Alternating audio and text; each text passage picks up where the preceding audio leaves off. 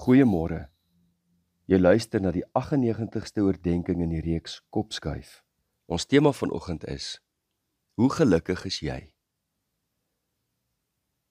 Ons gesels nou verder oor Pieter van Jaarsveld se boek. Dink jouself gelukkig. Die titel van die boek is seker goed vir bemarking, maar ek sou in die konteks van hierdie reeks en ook die strekking en die inhoud van die boek dit eerder bekend wou stel as neem beheer oor jou denke of kies om anders te dink. Ons sal nog praat oor wat geluk of gelukkig wees beteken, veral in Bybelse en psigologiese terme, want geluk in Afrikaans is eintlik 'n vlak woord. Ek dink daar's dieper betekenisse as bloot 'n gevoel of 'n ervaring wat daarmee weergegee word, maar ons sal later daarby kom. Kom ons luister nou wat Pieter van Jaarsveld skryf. In die eerste hoofstuk van sy boek bespreek hy die belangrikheid van geluk as 'n strewe in mense se lewens. 'n Navorsing onder 9000 mense in 47 lande is bevind dat geluk mense se grootste begeerte is. Deelnemers is byvoorbeeld gevra om die belangrikheid van geluk en die belangrikheid om hemel toe te gaan in onderskeie vrae te beoordeel op 'n 10-punt skaal, met 1 as gering en 10 as uiters belangrik. Watter een dink jy het hoër gemeet? Mense se behoefte om gelukkig te wees of om eendag hemel toe te gaan? As jy geantwoord het om gelukkig te wees was vir mense belangriker, is jy reg. 8 uit 10 teenoor 7 uit 10 mense het aangedui dat dit vir hulle belangriker is om gelukkig te wees as om eendag hemel toe te gaan. Wat dink jy van hierdie resultate? Wat is jou ervaring? Dink jy ook geluk is vir mense belangriker as om hemel toe te gaan? As 'n mens na die wêreld kyk, dan maak dit eintlik sin, hè?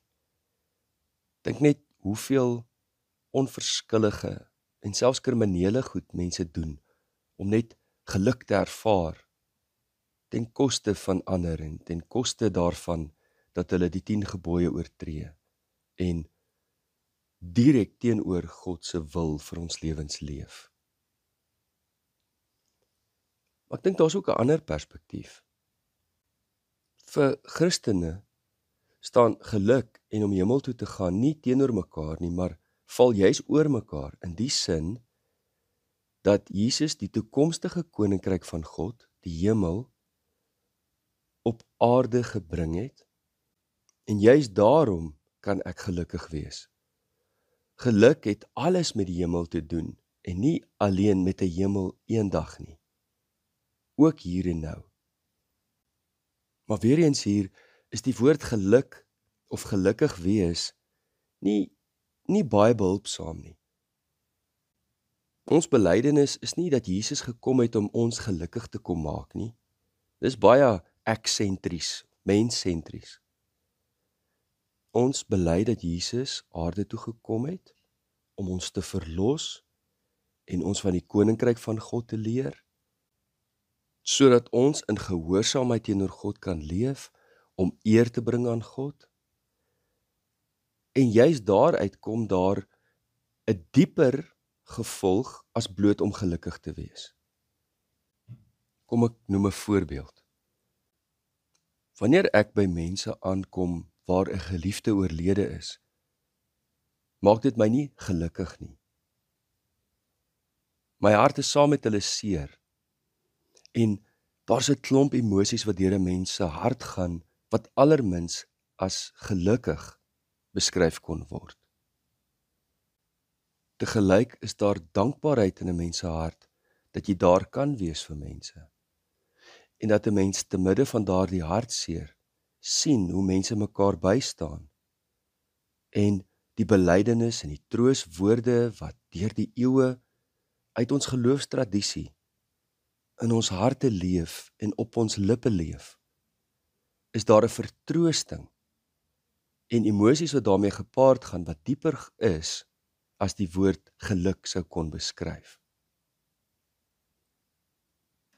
Terwyl ons dit alles gesê het, is dit nou maar so dat geluk of gelukkig wees 'n belangrike begrip is in ons samelewing. En ek dink as ek en jy albei eerlik is, sou ons almal vanoggend sê, ja, ek wil gelukkig voel, ek wil gelukkig wees. Kom ons doen dan hierdie oefening vanmôre. As jy en ek vanmôre op 'n skaal van 1 tot 10 sou aandui, wat sou die antwoord wees? Hoe gelukkig is jy? Hoe gelukkig is ek? 2 uit 10? 5 uit 10? 0 uit 10? 8 uit 10? 10 uit 10? Ek wil vir jou vra om dit neer te skryf vanoggend. Ernstiger. Skryf dit sommer by vandag se datum in jou dagboek, tik dit ergens op jou foon in, enige plek waar jy dit sal kan onthou en kan terugkeer. Op 'n skaal van 1 tot 10, hoe gelukkig is jy? Tweedens, wat het jy nodig om werklik gelukkig te wees? Wat dink jy, wat is dit? Wat het jy nodig? As jy die sinnetjie sou voltooi vanmôre, ek sal werklik gelukkig wees wanneer? Wat sal dit wees? Gebruik nou jou stilte tyd vanmôre en vra vir die Here om jou te help om na jou lewe te kyk, jou omstandighede, na jouself, die mense rondom jou, die hartseer wat jy nou ervaar, dalk die moedeloosheid, hooploosheid, of die vreugde, die dankbaarheid, die hoop. Vra dat die Gees van waarheid jou sal lei om onderskeidend na jou lewe te kyk. Wat is absoluut waar? En wat mag dalk net jou oortuiging wees? Wat is waar as jy uit 'n sekere perspektief kyk, maar uit 'n ander perspektief kan dit dalk anders wees? Waaroor het jy jou opinie? Maar as jy ons hemelse Vader vra vir 'n opinie, gaan jy 'n ander antwoord vind?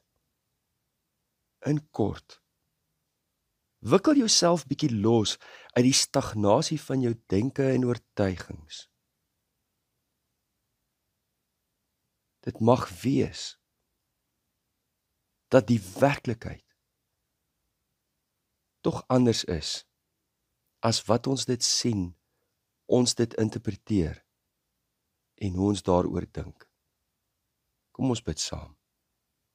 Hemelse Vader, laat U Gees van waarheid ons lei om met nuwe oë, ander oë, geloofsoë na ons lewe, na ons omstandighede, die mense rondom ons kyk, maar ook weer opnuut na U openbaring, sodat ons voortdurend weer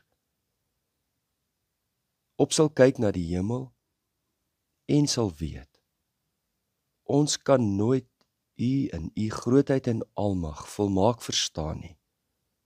Daarom, Here, laat U waarheid opnuut weer die lig wees op ons lewenspad, dat dit in ons harte en in ons gedagtes sal skyn, elke dag, elke oomblik. Dit vra ons bidtend in Jesus naam. Amen. Liefde en 'n geseënde week verder.